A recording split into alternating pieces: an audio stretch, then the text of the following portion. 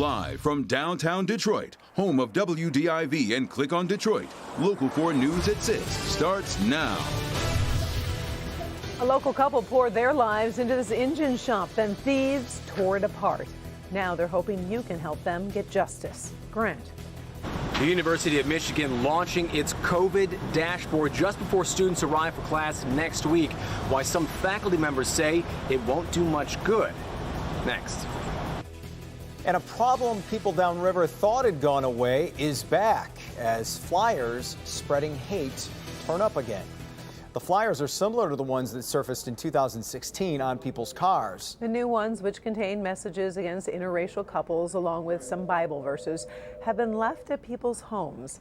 Priya Mann reports from Trenton tonight, where police want everyone to know this isn't something they'll tolerate.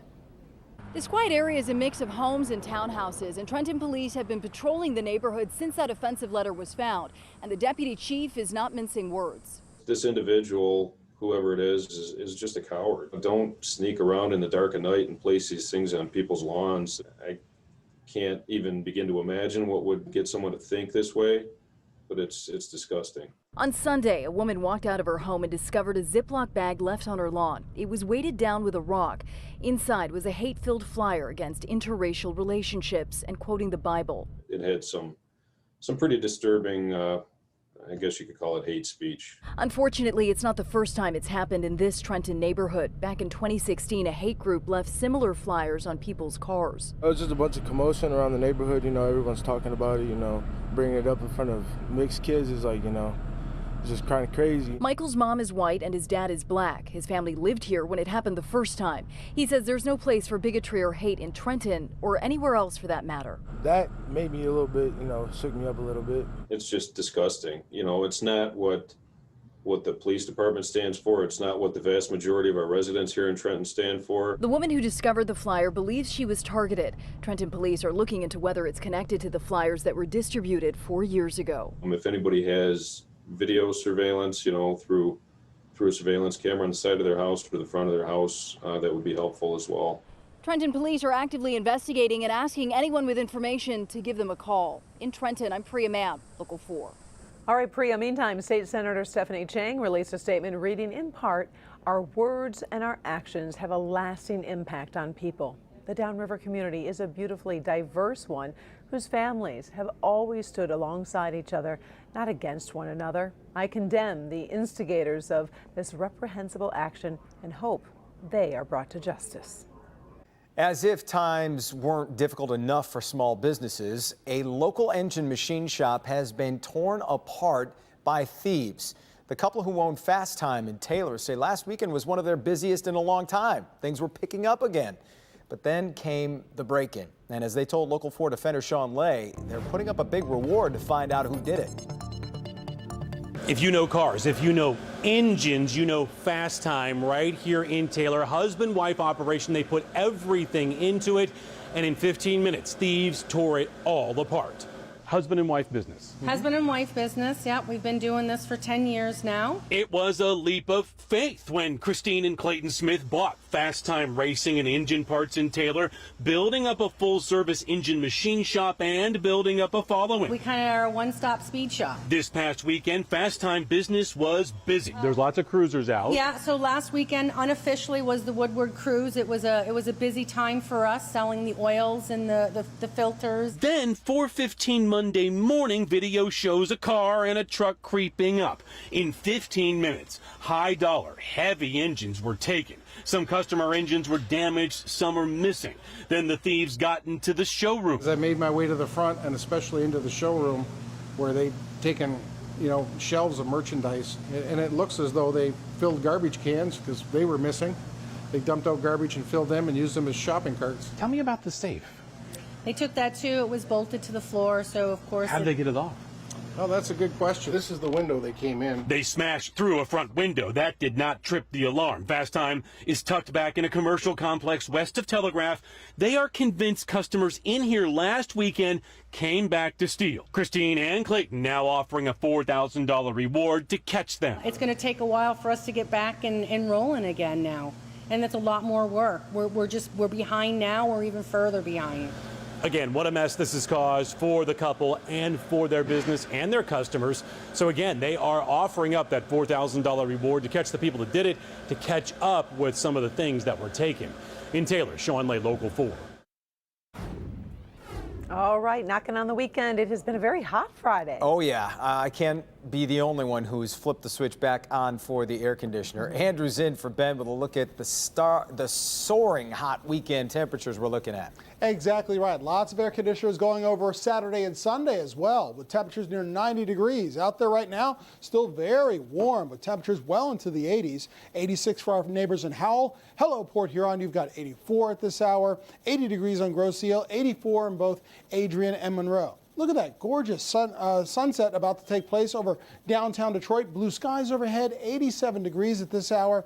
Wind now at 5 miles per hour, and still comfortable humidity out there for all your backyard needs or any other sort of outdoor activity. Just remember your masks. Temperatures will still be in the low and mid 80s as we go over the next couple of hours, maybe down to 84 degrees by 7 or 8 p.m. before cooling off to the 70s, then 50s and 60s overnight, and remaining dry. But does it remain dry throughout the entire weekend? We'll talk about that, those higher temperatures, and of course, your 7-day forecast in minutes.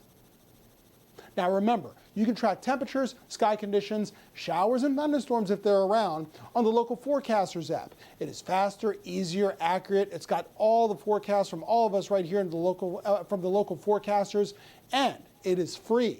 The Local Forecasters app, search WDIV in your app store.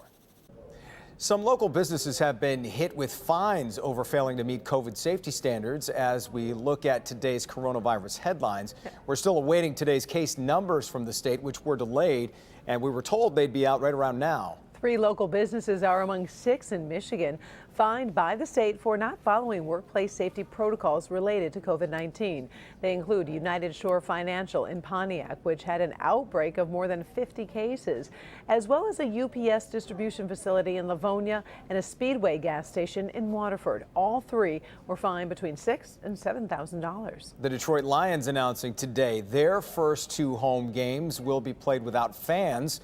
Those games are September 13th and October 4th. Ford Field parking lots will also be closed, so no tailgating. This past week, Michigan State University joined some other high-profile schools in deciding not to have in-person learning this fall. But the University of Michigan has signaled no intent to abandon plans to have students on campus and in classrooms. Grant Herms reports there's concern on campus about potential outbreaks, but there's also a new tool the leadership hopes can keep them a step ahead.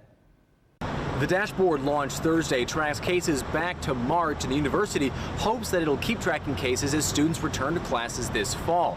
But there are already concerns that it doesn't track cases off campus, and it's already been met by criticism with some faculty here at Michigan. The U of M rolling out its new COVID dashboard that, according to the site, tracks cases of both students and non-students, so far totaling more than 7,000 tests since March. Having access to reliable information about what's happening in the campus community is understandably of great interest, Robert Ernst, who heads the university's health services and COVID response, said in a release.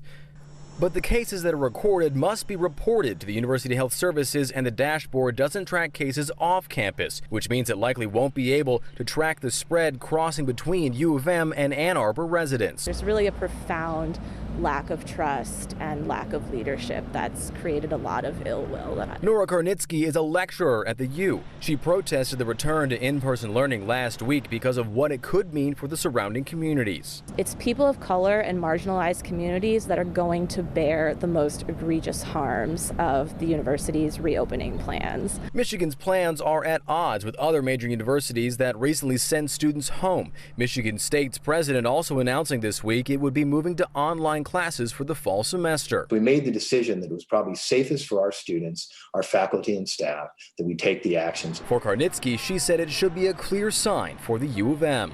It's mostly white fraternities that are going to serve as hotspots for infection, but it's communities of color that are really going to bear the burden and the harm. In Ann Arbor, Grant Herms, Local 4. Many students living off campus have already moved into their homes for the school year. And by the way, COVID new numbers came out just this last few moments, and Michigan has added 374 cases and 10 deaths. All right, thanks, Jason. Another coronavirus vaccine trial will be soon starting up here in Michigan. Johnson & Johnson plans to test its vaccine in 60,000 volunteers. One of the testing sites will be right here in Detroit at Henry Ford Hospital.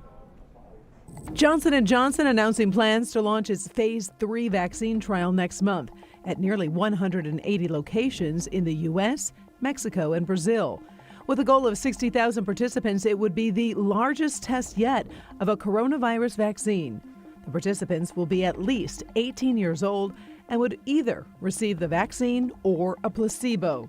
The Johnson & Johnson vaccine is based on a method developed a decade ago that uses a modified common cold virus to carry proteins from the coronavirus into the body in hopes of triggering a sufficient immune response.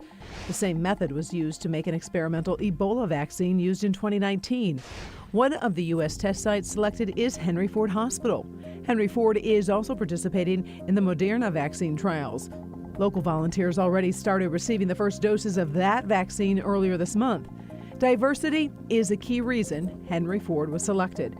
In a statement, Henry Ford said in part, it is a priority of Henry Ford Health System to recruit volunteers that accurately represent our communities that have been so deeply impacted by COVID-19. We are encouraged by Johnson & Johnson's expressed intent to enroll a robust number of participants who are representative of those populations affected by COVID-19. You can read the complete Henry Ford statement on the health page at clickondetroit.com. The Johnson & Johnson trial is expected to start recruiting volunteers in late September. Still ahead here, a special tribute to one of Michigan's earliest victims of COVID-19. We're there for a day of service in memory of a man who's badly missed in the state legislature. Plus, we'll have the latest on all of the issues with the post office and mail delays. The Postmaster General spoke today, and so did a Michigan senator.